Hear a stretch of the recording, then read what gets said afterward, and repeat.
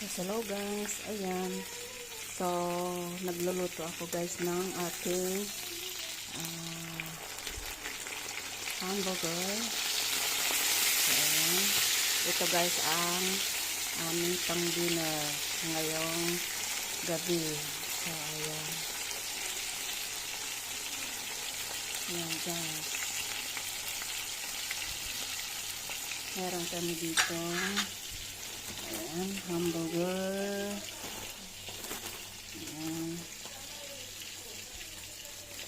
Hamburger bread.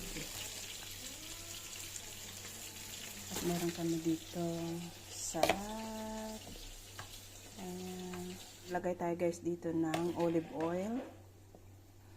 Kamatis. Ayan, tomato. Cucumber. At meron tayo ditong milapipon. At meron tayo ditong radish. Ayan, yung red.